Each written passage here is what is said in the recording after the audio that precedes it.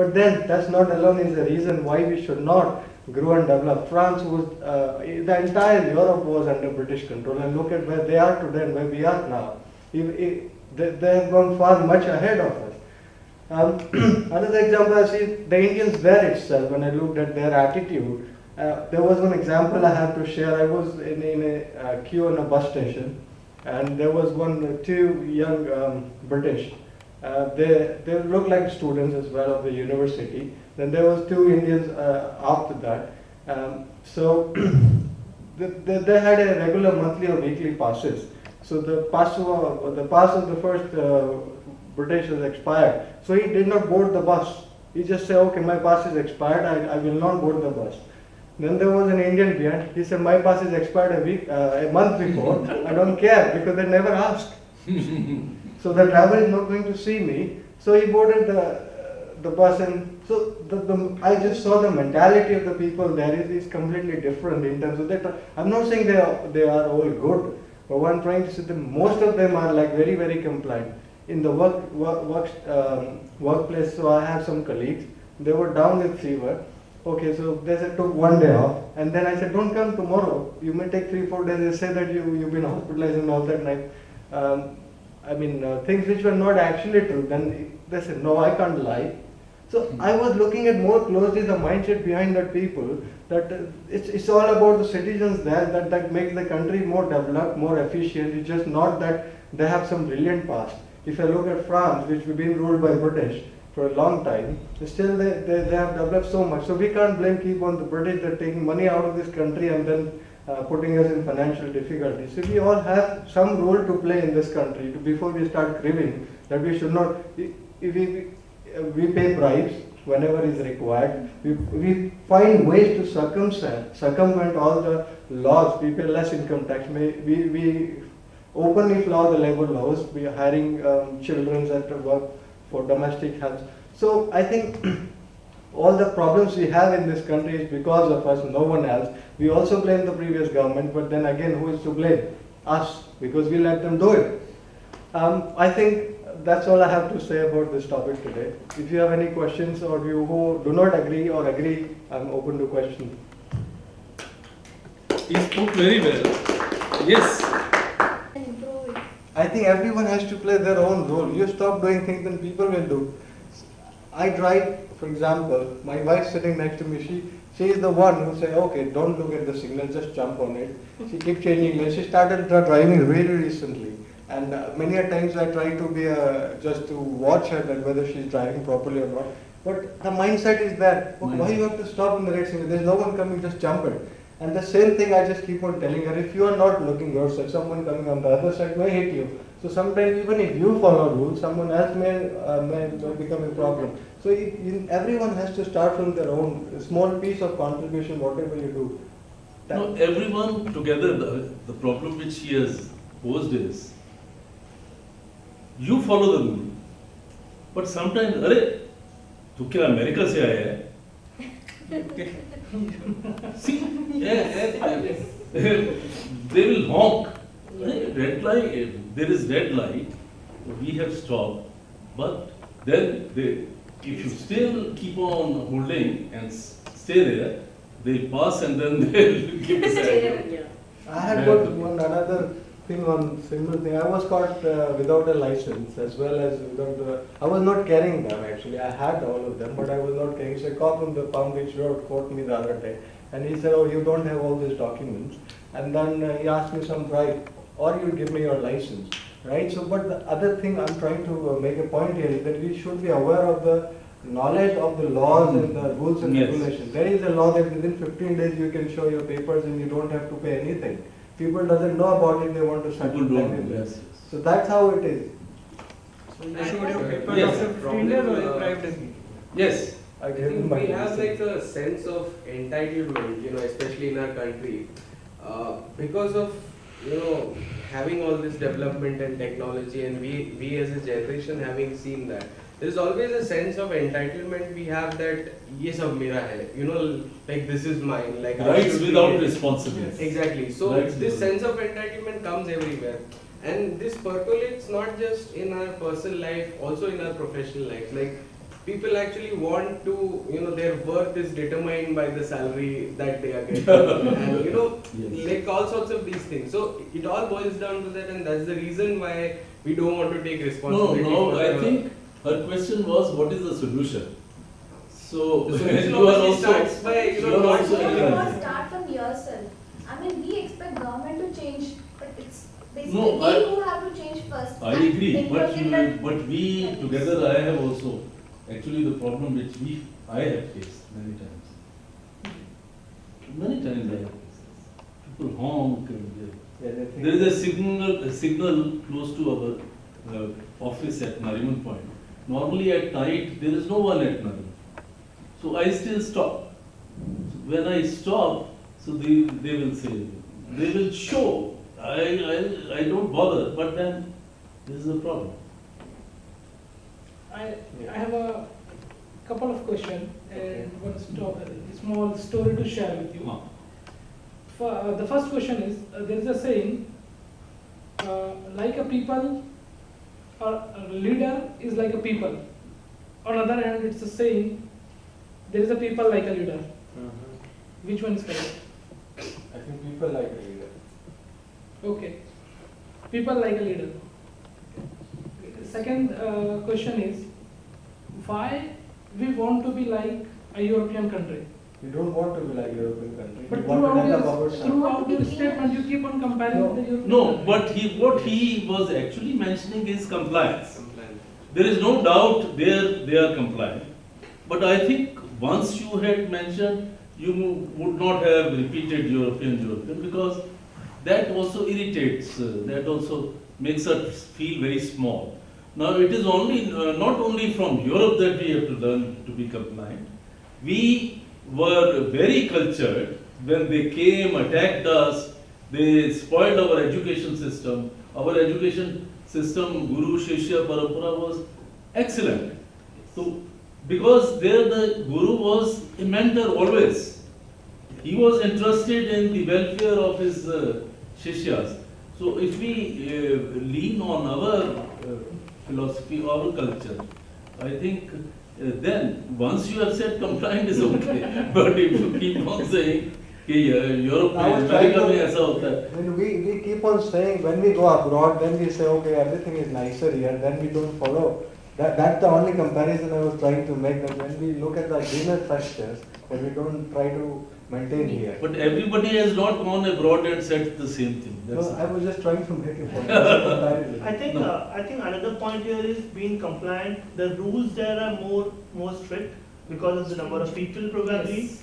I mean, I've seen people carrying dogs. They have plastic bags in their hand because if a dog There are littering laws in India itself.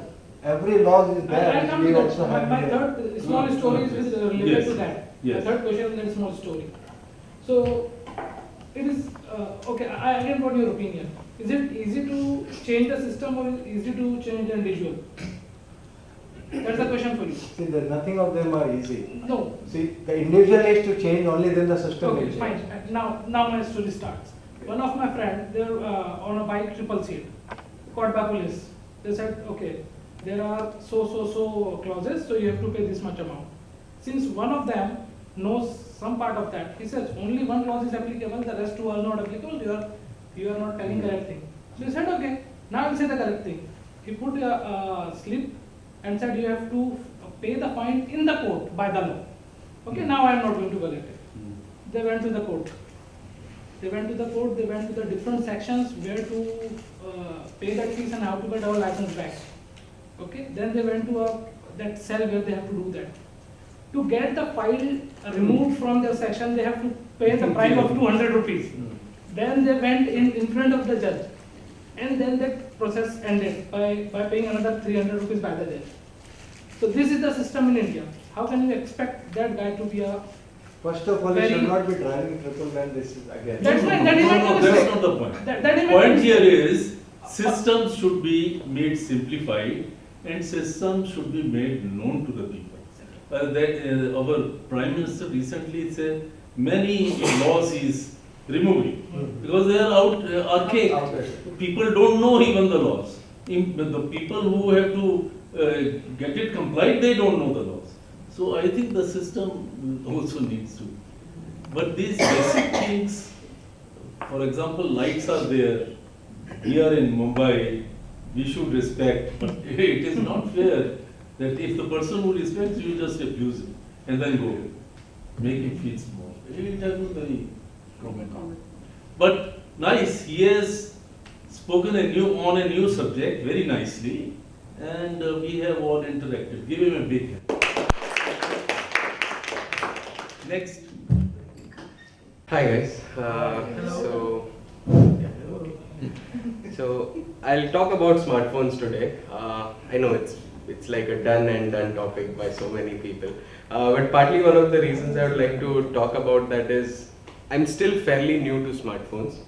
I wasn't using a very advanced phone before this. Somehow I'm slightly I have this love-hate relationship with technology in general.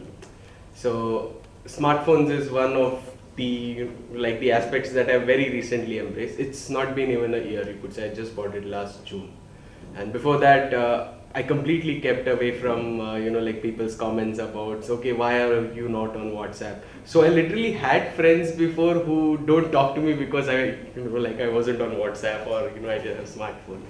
So yeah, I mean, anyways, let's get on with it. So I mean, just the disclaimer that I have very less experience on smartphones, so which is why my takes might be slightly more interesting on this. Just a thought. So I'd like to start with how I think smartphones got this whole 5-year boost. As I said, it was just less than a decade that they took to suddenly grow up. So one of the reasons I felt was if you go back to let's say computers. It took so many years to develop and get more smarter and do more stuff for us, because I think the underlying technologies that were needed for that, they were still in a progress of development, and the computer never felt personal to you as such. I mean, you always viewed it like something else, some other being, whereas compare it to 20 years now, from that point. Now your smartphone is like an extension of your personality. You have apps that you like, you listen to songs that you like, your ringtone says something about you and not about something else. Whereas when you used to have word processors and all those things, there was nothing personal about them. You rather hated that you had to learn so much to work with them. I still remember in the 90s, my father used to work with a multinational firm at that time. So once they had this open day in their office, and you had to go and see what your father does and all of that. So there was a computer and there was a screensaver going on the computer, the very old Windows machines. So I was actually pretty fascinated by the whole thing, by seeing just like a screensaver. I thought it was something completely out of the world and amazing. So that's the kind of, but the problem was, semiconductors came in, at 70s. Then you had some more improvements in technology, and but for smartphones, most of the work for the electronics was already done. So all that was slightly was missing was some kind of a creativity. That people like Steve Jobs and all these people have filled that gap suddenly. So everyone had all the hardware, they knew what they sort of wanted to do with it, but people like Windows and all never thought of this. They were very slow on coming with smartphones. Someone gave an example of Nokia, they never saw that. So I believe smartphones is it's like it's like an output of some kind of a creative person, rather than a very technical thing that has come out. So that's one of the things. Something other than that I would like to talk about is personally what I like to use. So I have many applications on my phone. So one of the prime reasons I wanted to buy a smartphone was I'm like this person who has a weird craze of information, and not just information that is relevant, information that is totally irrelevant as well. I have this curious thought of seeing what's going around in the world in some corner. How does this person think of some other topic going on there? So when you were a kid, you just had world books and all of that to rely on, but that was never updated. Someone sold you that 2 years back and you still had to refer to it. There was no kind of updation going on. But and I tend to, I can like go on Wikipedia, start googling something, and then I'll read somewhere else altogether. I could be reading about African dictators and I'll be on WikiLeaks, the next minute. So no kind of correlation, but I'll be mining information throughout. But what the smartphone does me is that I can cram this anywhere at any point of the day because it's on my phone now, and I don't have to rely on my computer or a laptop to do that. That's one of the prime things that I feel and I like about it. The other thing is navigation, which is like something which was so, it was not accessible to people long time ago. GPS was very costly, and it was something like a thing of the future for, everyone. But in recent times, using that, it has made me feel like it's so easy to sort of, reach a place by just knowing everything, about it just before you have even gone there. And yeah. Right, that's one of the things. And yeah, as I said, there are some things I don't like about smartphones. That the day I sort of got it, it had so many options, and it was continuously doing a lot of things, like even without telling me or understanding me. There was memory that was going on around. There was some processes I had to close, and I had no clue what was happening. So in the beginning, it was like very exhausting. Like you have to think, okay, there is some memory to be cleared up. There is some app that needs my attention, and it's like, my earlier phone used to just keep quiet unless someone called on the phone. But now it's not like that. So it keeps on updating me about things maybe I don't even want to know about. And as I said, WhatsApp and all these things that have come into our lives now.